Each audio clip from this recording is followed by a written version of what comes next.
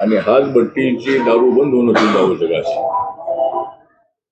हातभट्टीच्या दारूच्या भट्ट्या अनेक ठिकाणी चाललेल्या असतात आणि पोलिसांनी कारवाई जरी केलेली असली तरी पुन्हा त्या भट्ट्यात चालू असतात. त्यामुळं राज्य सरकारच्या वतीने पोलिसांनी अशा हातभट्ट्या कायमच्या बंद करण्याच्या दृष्टिकोनातून एखादा निर्णय घेणं अत्यंत आवश्यक आहे.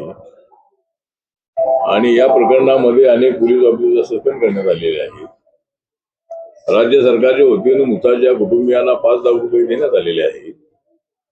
1 लाख रुपये महानगरपालिकेने दिलेले आहेत.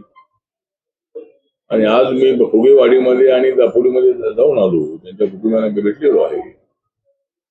आणि त्या कुटुंबियांचं म्हणणं असं आहे की आमच्या मुलांना नोकरी लागली पाहिजे.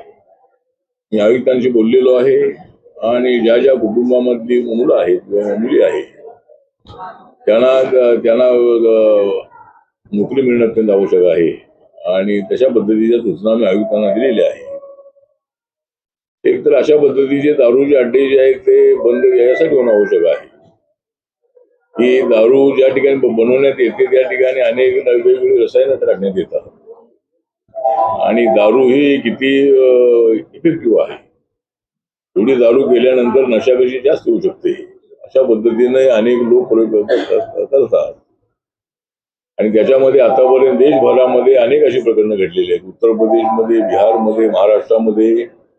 आणि त्यामध्ये एकाच वेळेला 100-150 लोकांचा मृत्यू झालेला आहे.